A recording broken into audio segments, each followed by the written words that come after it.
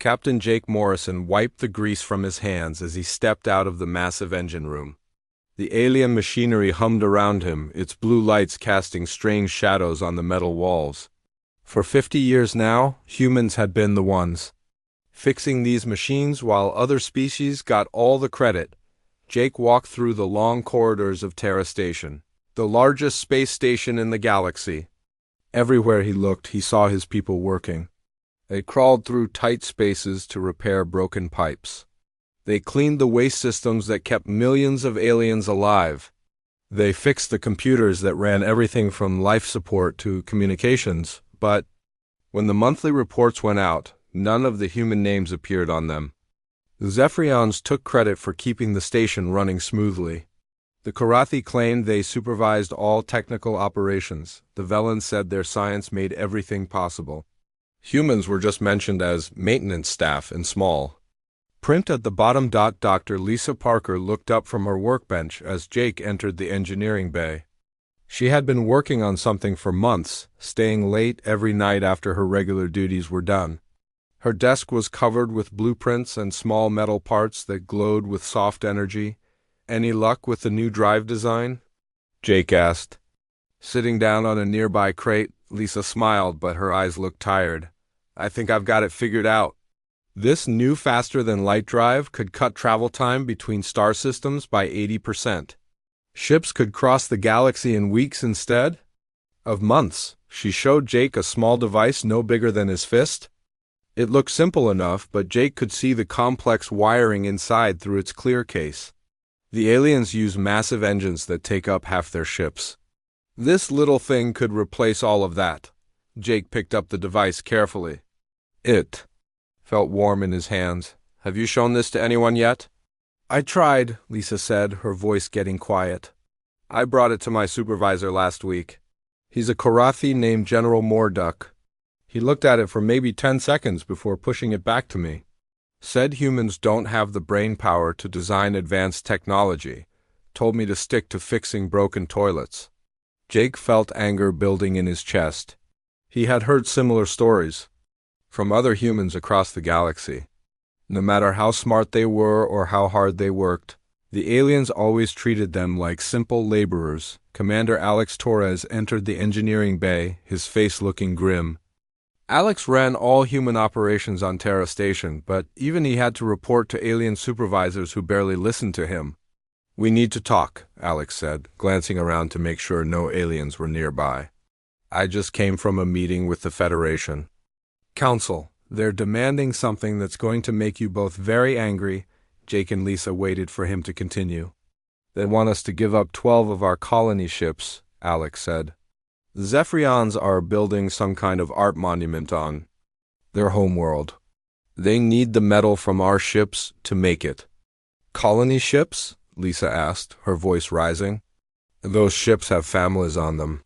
Thousands of people who left Earth to start new lives." "That's what I told them," Alex replied. "They said the families can relocate to other ships." When I explained that would mean cramming twice as many people into spaces that are already full, they just shrugged. The Zephyrian ambassador actually said that humans are used to living in tight spaces anyway. Jake stood up, his hands clenched into fists. "They think we're animals. That's all we've ever been to them. Useful animals that can fix their machines and clean their messes." The three humans stood in silence for a moment. Around them, the station continued to hum with activity. Through the windows, they could see alien ships coming and going, using the hyperspace lanes that humans had built and maintained. "There's something else," Alex said. "I've been talking to other human commanders across the galaxy. We're all getting similar demands. Give up ships, give up colonies, give up resources, always for some alien project that they claim is more important than human lives." Lisa sat down heavily in her chair. "What are we going to do? We can't keep living like this. We built half the technology they use every day, but they treat us like we're stupid." Jake looked out the window at the stars beyond. Somewhere out there were human colonies on dozens of worlds. Human families trying to build better lives. Human engineers and doctors and scientists who were just as smart as any alien but never got the chance to prove it. Maybe it's time we stopped letting them treat us this way, Jake said quietly. Alex raised an eyebrow. What do you mean?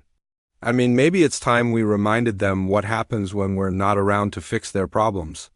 Lisa looked up from her desk. You're talking about leaving. I'm talking about all of us leaving, Jake said. Every human in the Federation, every engineer, every technician, every person who knows how these systems really work. That's impossible. Alex said, there are millions of humans spread across hundreds of worlds and stations. How could we coordinate something like that without the aliens noticing? Jake smiled for the first time in days. The same way we've been doing everything else for 50 years. Quietly, efficiently, and right under their noses. He turned to Lisa.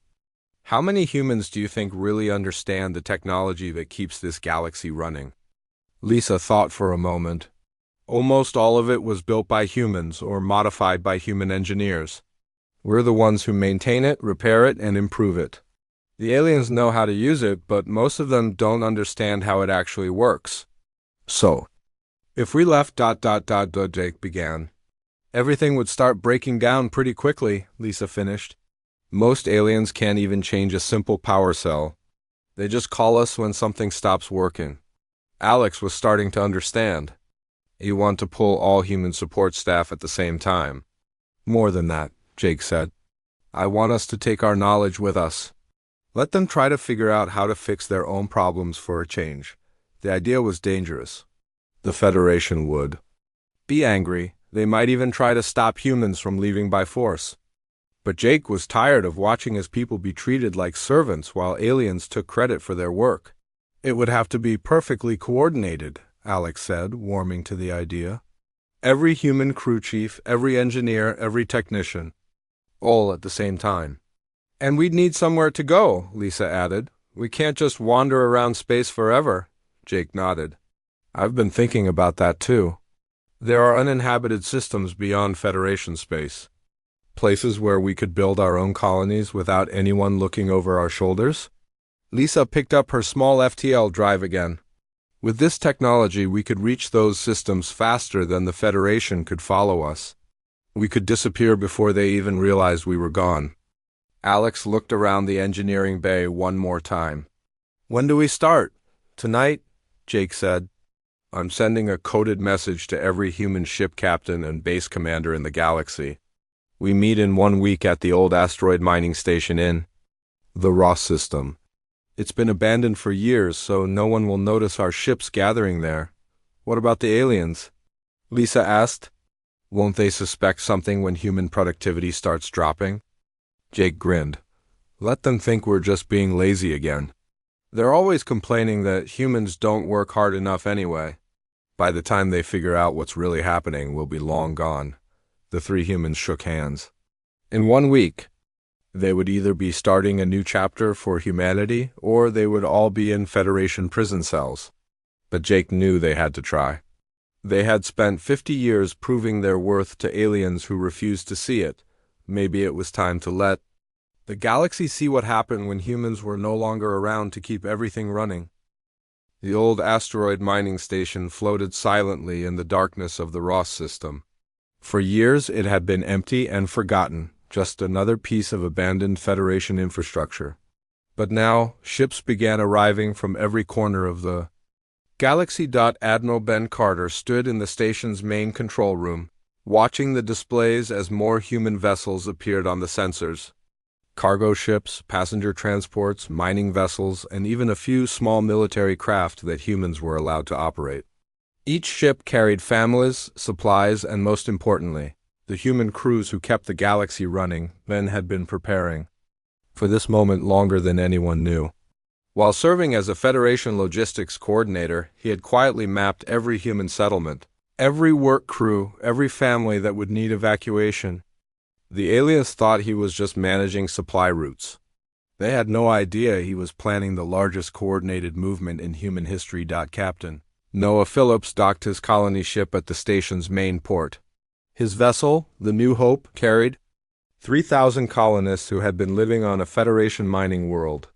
Like all human colonies, they had been told what to mine, how much to produce, and where to send everything. The profits always went to alien corporations.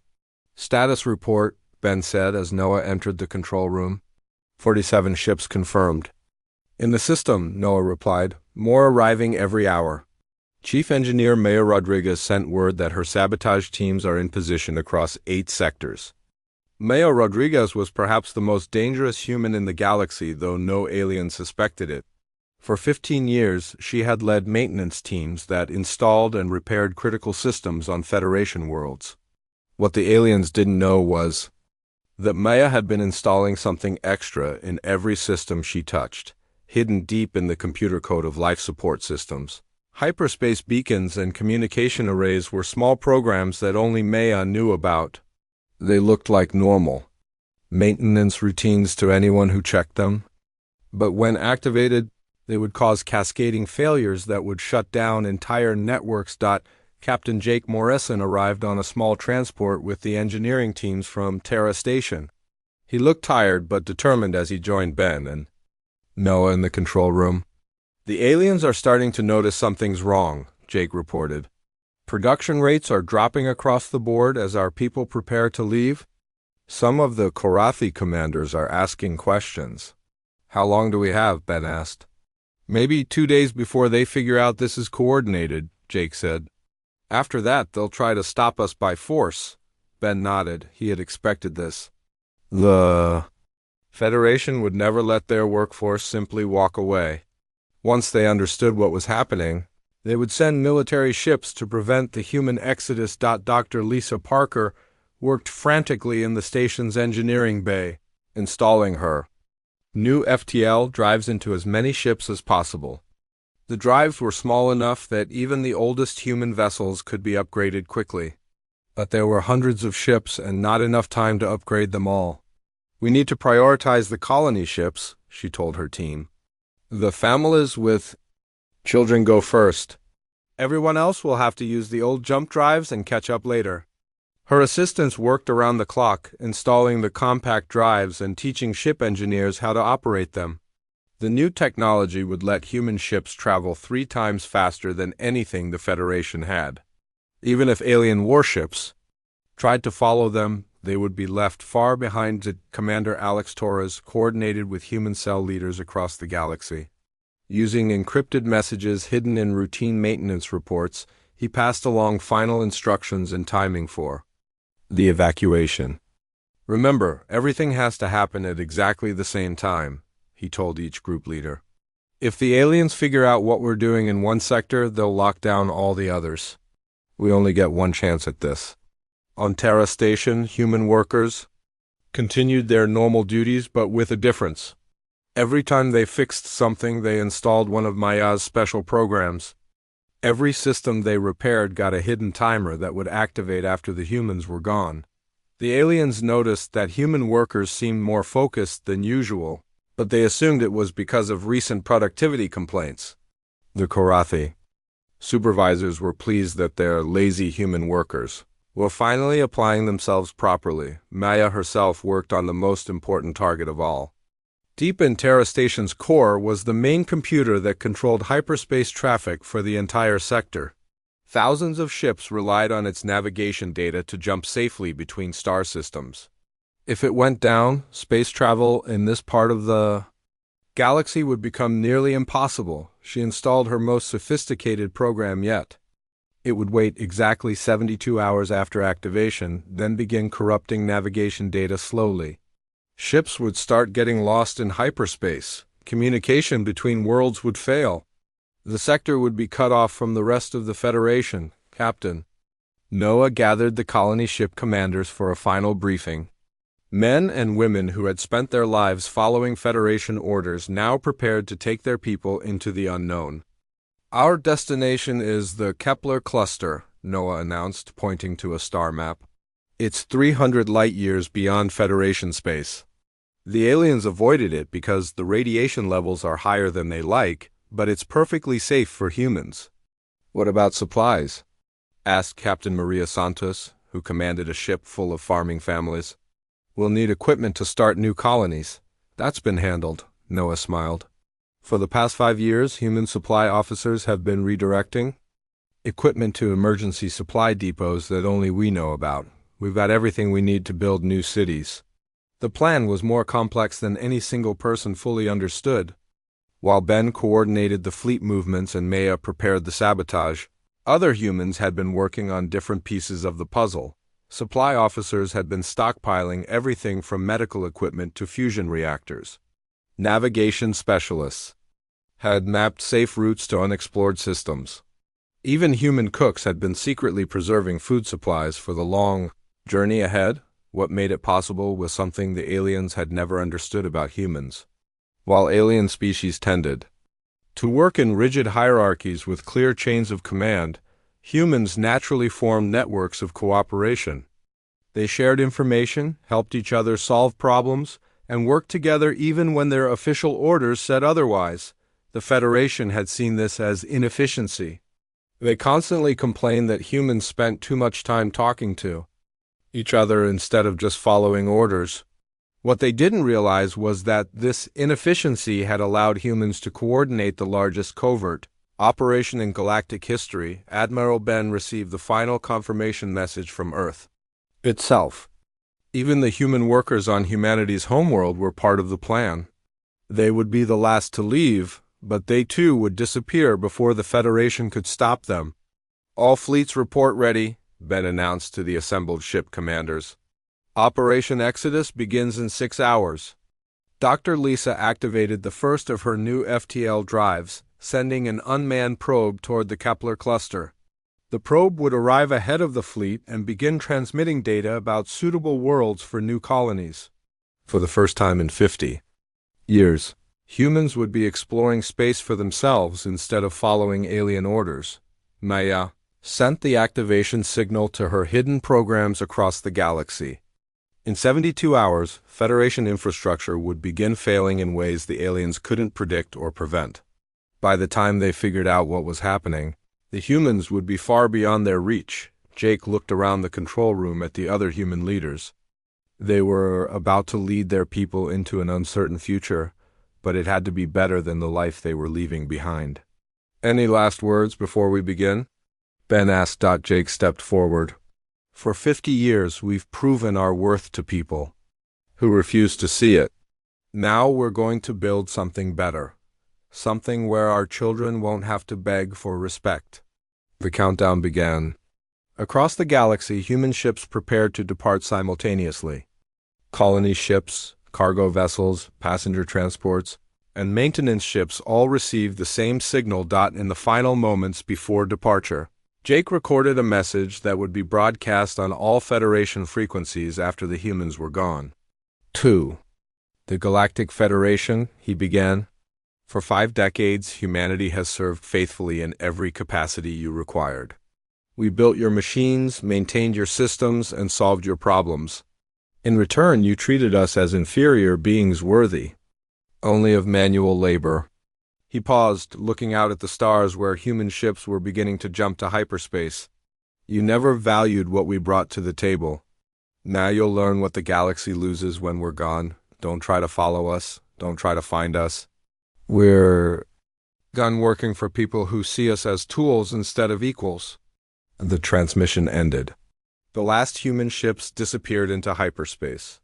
The great departure had begun. Supreme Chancellor Zix-9 stood in the Great Hall of the Federation Council, his 4 arms spread wide in celebration. The massive Karathi leader's voice boomed across the chamber as representatives from dozens of alien species listened. Today marks a new era for our Federation, he declared. The primitive humans have finally realized their place and removed themselves from civilized space. No longer will we be held back by their limited thinking and inefficient methods. The assembled aliens cheered and clicked in approval. The Zephyrians, tall and graceful with their silver skin, nodded elegantly.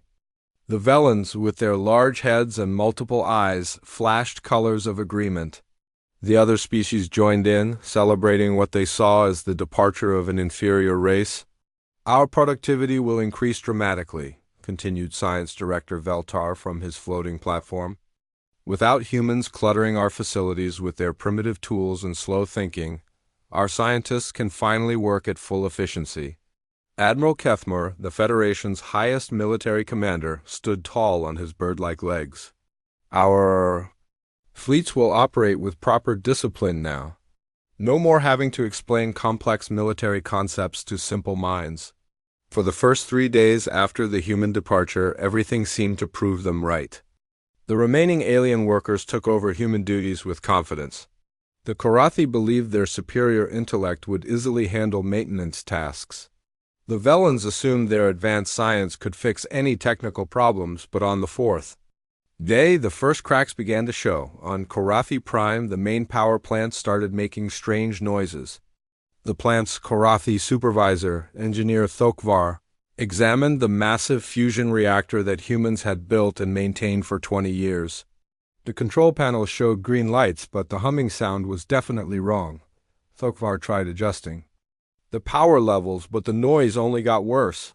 He called in other Korathi engineers, but none of them could identify the problem. The technical manuals were written in human terminology that made little sense to alien minds. "It's just a minor issue," Thokvar told his superiors. "We'll have it fixed within days." By the end of the week, the power plant was producing only half its normal output. Rolling blackouts hit major cities as the reactor struggled to meet demand. Thokvar frantically searched through human maintenance records, but the filing system was completely foreign to him. Similar problems emerged across the galaxy. On Terra Station, the life support systems began failing in random sections. Alien technicians found themselves struggling with equipment they had never bothered to understand when humans were around to fix it. The Zephyrian ambassador to Terra Station called an emergency meeting with the station commander. "The air recycling system in Section 7 has shut down completely," she reported, her usually calm voice showing strain. "My people are having trouble breathing." Station Commander Velkoth, a Velan with 3 eyes and blue skin, checked his displays. "The human maintenance logs show they performed routine cleaning on that system every week. Perhaps we missed something. Can't your people figure it out?" The ambassador asked. Velkoth's colors shifted to embarrassed purple.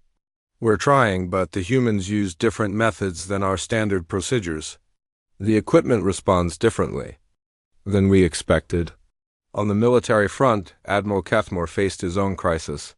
The Federation's newest battleship, the Dominator, suffered a complete engine failure while on patrol near the Spiral Arm. The massive vessel, pride of the Korathi fleet, was now drifting helplessly in space. "How can this happen?" Kethmor demanded from the ship's captain. "This vessel was just inspected last month." Captain Morgath checked his reports. The inspection was performed by human engineers. They reported everything was functioning normally. "Then why isn't it functioning now?" "We're not sure, sir. The engine is incredibly complex. The humans who built it used integration methods that our engineers don't fully understand." Kethmor felt a chill of worry. "Are you telling me that our most advanced warship can't be repaired by our own people?" "We're working on it, sir." "But the technical documentation is difficult to interpret." The problem spread faster than anyone expected. On Velan research stations, sophisticated instruments began malfunctioning. Equipment that had worked perfectly for decades suddenly produced random errors or shut down entirely. Dr. Velios, the Federation's leading physicist, stared at a particle accelerator that refused to calibrate properly. The massive machine had been built by human engineers working from Velan designs, but the actual construction methods were purely human. "The magnetic field generators are not responding correctly," he reported to Science Director Veltar. "The resonance frequency keeps shifting." "That's impossible," Veltar replied. "The mathematics are perfect. The design is flawless." "The design may be flawless, but the implementation is failing. The humans must have used non-standard techniques when they built this." Veltar's colors shifted to frustrated orange. "Then rebuild it correctly." "Sir, that would take months. And frankly, we're not certain how the humans achieve some of these precision tolerances. Their methods appear crude, but the results were remarkably accurate. Communication systems began failing next. The hyperspace communication array that connected different sectors of the Federation started producing static and garbled messages. The Zephyrians, who prided themselves on perfect diplomatic communication, found themselves unable to contact distant worlds. Ambassador Thyses tried repeatedly to reach the Korathi homeworld from her post on the Rim territories. Each transmission came back corrupted or not at all. The communication technicians, all aliens who had supervised human workers, discovered they couldn't fix problems they had never learned to diagnose. "This equipment is more complex than we realized," the chief technician admitted. "The humans modified our standard designs extensively. We're not sure how to reverse their changes." 3 weeks after the human departure, the cascade of failures accelerated. Systems that had worked flawlessly for years began shutting down in sequence. Each failure triggered others as interconnected networks collapsed. Supreme Chancellor Zix9 called an emergency session of the Federation Council. The Great Hall was filled with worried representatives as reports poured in from across the galaxy. 17 sectors have lost primary communication, reported the communications minister. 43 major installations are operating on emergency power. Our main trade routes are disrupted due to navigation beacon failures. What about our military? Zix9 demanded. Admiral Kethmer's report was even worse. Half our fleet is grounded with engine problems.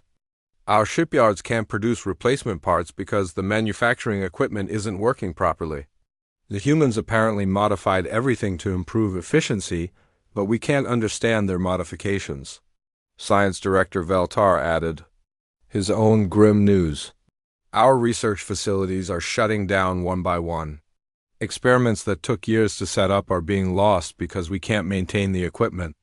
The humans' technical records are written in ways that our scientists find very difficult to follow. How is this possible? Zix9 asked, his voice showing the first signs of panic. They were just maintenance workers and technicians. Surely our superior intellects can handle simple repairs. Dr. Valios stepped forward, his color shifting to embarrassed blue. Supreme Chancellor, we may have underestimated the complexity of human contributions. Their work appears simple on the surface, but the underlying methods are quite sophisticated. Sophisticated? Zix9 roared. They're humans. They barely understand basic science. Sir, Valios continued carefully, their approach to engineering is different from ours. Where we focus on theoretical perfection, they emphasize practical solutions. They seem to understand these systems in ways that we don't. The truth was becoming impossible to ignore. While the aliens had designed much of the Federation's technology, the humans had built it, modified it, and maintained it. Over 50 years. They had made countless small improvements and adaptations that kept everything running smoothly. The aliens had never bothered to learn these details. Why should they, when humans were always available to handle the mundane work? Now, faced with equipment that required human knowledge to operate, they were helpless. On distant sensor stations, automated systems began detecting something that made the situation even worse. Long-range arrays on the galactic rim, the few that was still functioning, picked up energy signatures moving through deep space. The readings were faint but unmistakable. Ships were approaching from beyond the galaxy's edge. Large ships? Hundreds of them. The Devourers were returning. For 1,000 years, the ancient enemy had been dormant, sleeping in the void between galaxies. Every few centuries they would wake and sweep across civilized space, consuming everything in their path. Only the combined might of the entire Federation had driven them away before. But now, with most Federation systems failing and the military fleet grounded, there would be no defense against their return. Science Director Veltar stared at the sensor readings with growing horror. We need to contact the humans immediately, he told the Council. Without their technical expertise, we cannot repair. Our defenses in time? Supreme Chancellor Zix9 felt his 4 hearts sinking. The Federation Emergency Assembly Hall had never seen such chaos. Representatives from across the galaxy filled every seat. their voices creating a storm of panic and blame that echoed off the crystal walls. Emergency lighting cast harsh shadows. As the main power grid continued to fail, Supreme Chancellor Zix9 stood at the center podium, his forearms shaking as he tried to maintain order. 6 months had passed since the human departure, and the Federation was dying. What had started as isolated equipment failures had become a complete collapse of galactic civilization. Order! We must have order! Zix9 shouted, but his voice was lost in the chaos. Ambassador Thizes rose from her seat, her silver Zephyrian skin dulled with exhaustion. My people are starving, she announced, her normally elegant voice cracking. The food distribution networks have completely failed. We cannot transport supplies between our worlds. The same on all Karathi colonies, added General Mordek, the massive warrior looking smaller than usual. Our military transports are grounded. Half our fleet cannot even leave their home ports. We are defenseless. Chairman Veltos of the Velen Science Council stood on trembling legs. Our research facilities are dark. Centuries of scientific progress are being lost as equipment fails and we cannot repair it. We must face the truth. We do not understand the technology we thought we controlled. The admission sent ripples of shock through the assembly. For the Velens to admit scientific ignorance was almost unthinkable. They had built their entire identity around being the galaxy's greatest thinkers. Dr. Velios activated a holographic display that flickered and sparked with power fluctuations. These are the technical manuals left by human engineers, he said, gesturing at thousands of documents floating in the air. We have spent months trying to understand them. The language is simple, but the concepts are completely foreign to our way of thinking. The hologram showed a typical human maintenance report. To alien eyes, it looked primitive and disorganized. But hidden in the simple language were complex insights about how systems actually worked in practice, not just in theory. They wrote things like tighten until it feels right or adjust the frequency until the humming stops, Velios continued. Our scientists trained in precise mathematical formulas cannot comprehend such imprecise instructions. Yet somehow these methods produced better results than our careful calculations. Supreme Chancellor Zix9 felt the weight of failure crushing down on him. What about our attempts to reverse engineer their modifications? Catastrophic, Velios replied bluntly. When we try to remove human modifications and restore original designs, the systems fail completely. The humans had integrated their changes so deeply that removing them destroys everything. General Mordek stepped forward, his warrior pride finally broken. I must report the worst news of all. Our perimeter sensors have confirmed the approach of devourer ships. They are still 6 months away, but they are coming. A terrible silence fell over the assembly. The devourers were the galaxy's ancient nightmare. For 1,000 years, they had slept in the void between galaxies. When they woke, they consumed entire star systems, leaving nothing but empty space behind. How many ships? Zix9 asked, though. He dreaded the answer. At least 300 confirmed, Mordek replied. Possibly more behind them. Each one is larger than our biggest battleships. Ambassador Thizes stood again, her diplomatic training struggling to maintain composure. The last time they came, it took our entire fleet to drive them away. That was when all our systems worked perfectly and our military was at full strength. And now? Zix9 asked. Now we have perhaps 50 ships that can actually fight, Mordek admitted. The rest are grounded or operating at minimal capacity. Our defense platforms are offline. Our communication networks cannot coordinate any response. The mathematics were simple and terrifying. The Federation had once commanded 10,000 warships and countless defensive installations. Now they could barely field 50 functional vessels against an enemy that had grown stronger during their long sleep. Chairman Veltos activated another display showing population centers across the galaxy. Billions of civilians have no way to evacuate. The transport systems have failed. Most worlds cannot even communicate with their orbital stations. The scope of the disaster was becoming clear. The Federation had not just lost their maintenance. Staff when humans left. They had lost the people who truly understood how their civilization worked. Without that knowledge, they were helpless to fix what was broken or defend what remained. "We must contact the humans," Ambassador Theises said. "We must ask for their help." "With what?" General Mordock asked bitterly. "We have no functional long-range communication systems. Our diplomats cannot reach other star systems, let alone find humans who deliberately disappeared." Dr. Velios pulled up another display. "We have been trying to locate them for months. They used a new faster-than-light drive technology that we cannot track. Our sensors show no trace of where they went." Supreme Chancellor Zix9 slumped in his chair. For 50 years, the Federation had treated humans as expendable workers. They had dismissed human intelligence, ignored human innovations, and taken human loyalty for granted. Now, when they desperately needed human help, they had no way to ask for it.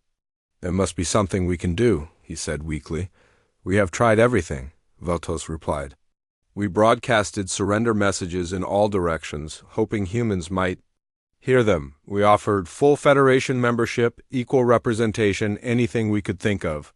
But our transmissions barely reached the next star system." The irony was crushing.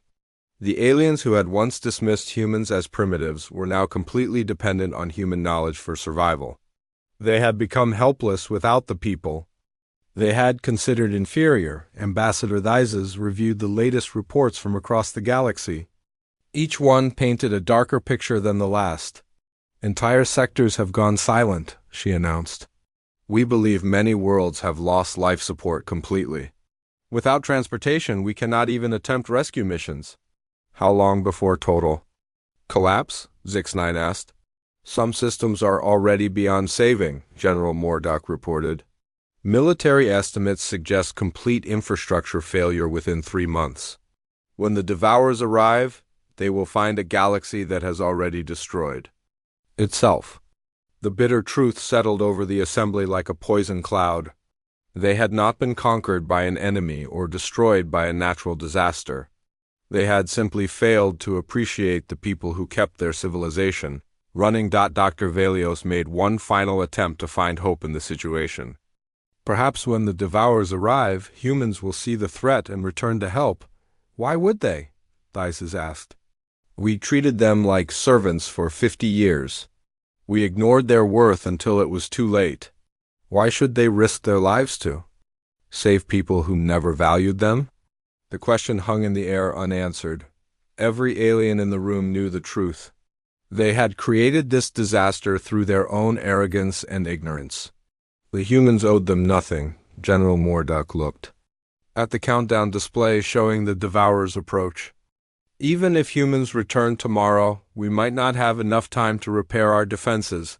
Some damage cannot be undone quickly." Supreme Chancellor Zix9 made the hardest decision of his life.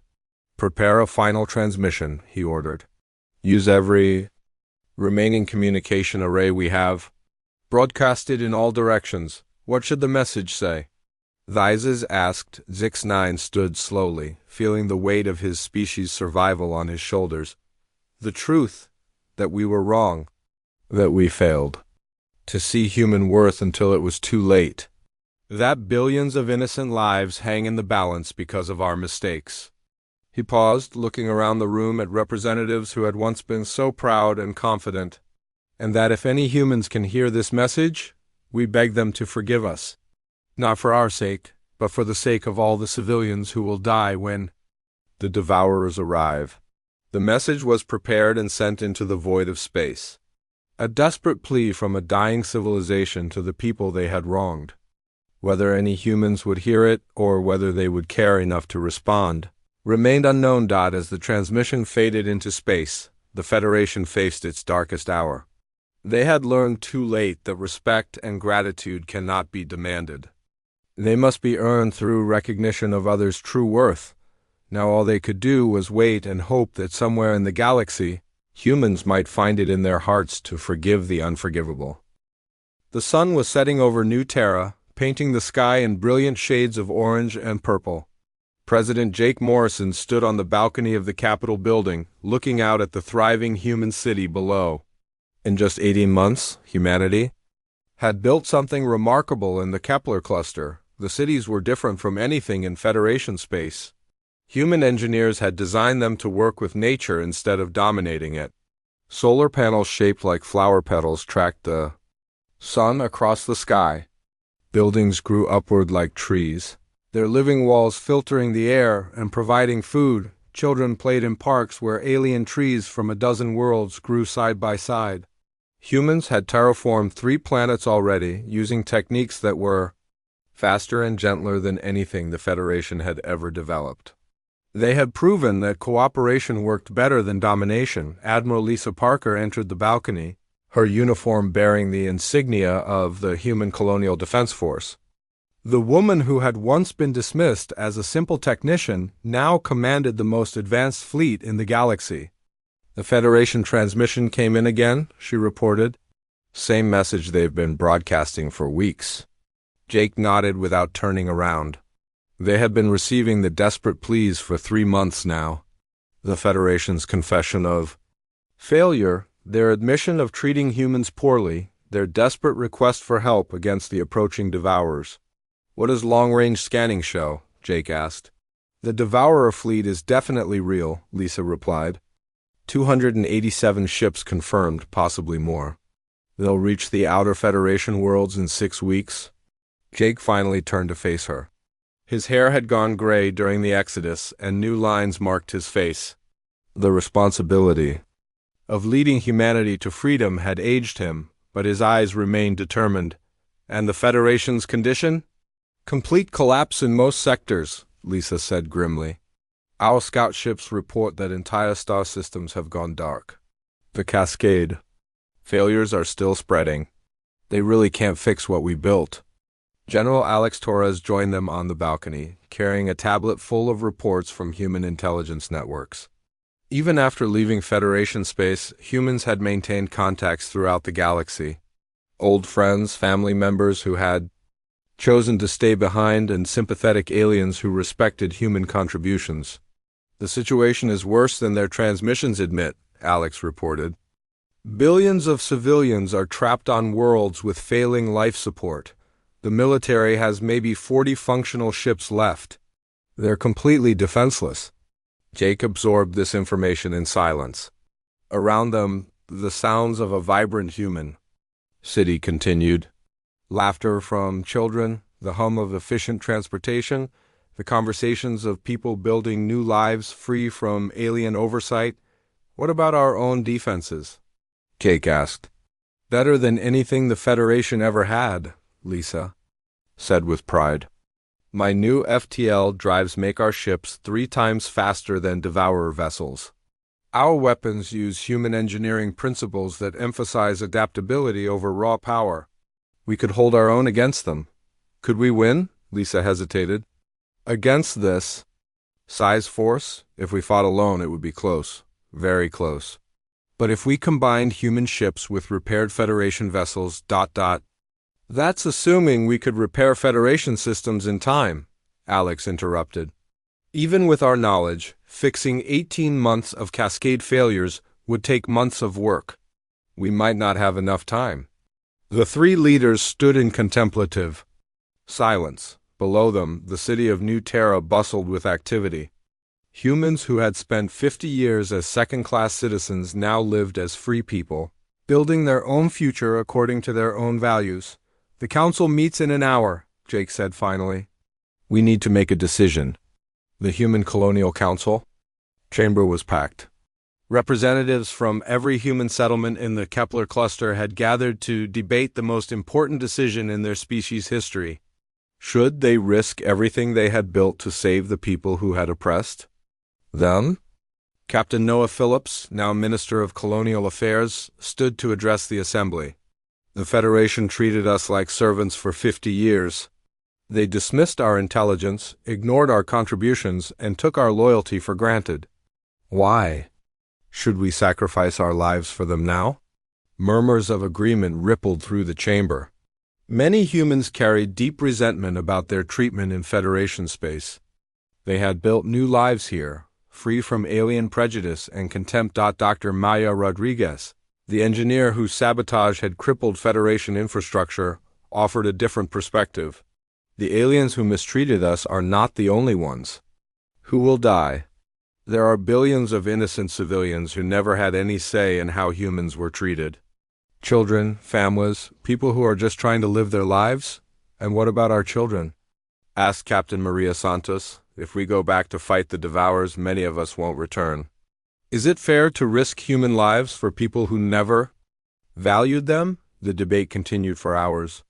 Some argued that humanity had a moral obligation to help those in need, regardless of past treatment.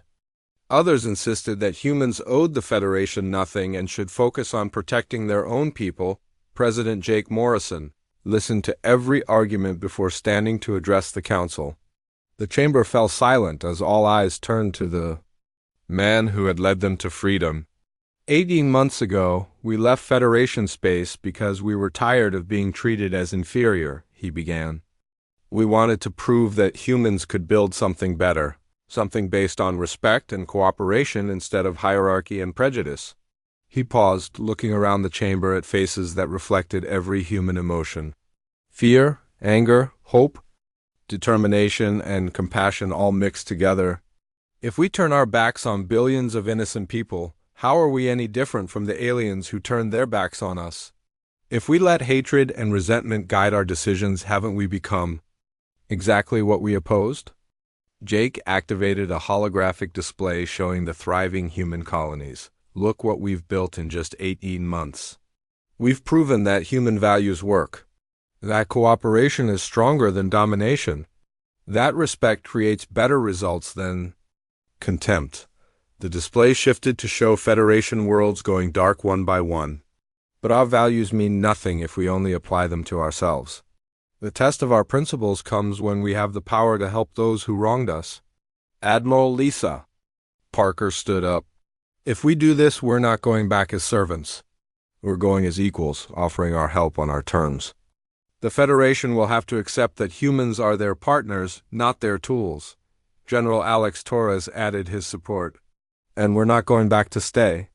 Once the Devourer threat is ended, we return to our own space.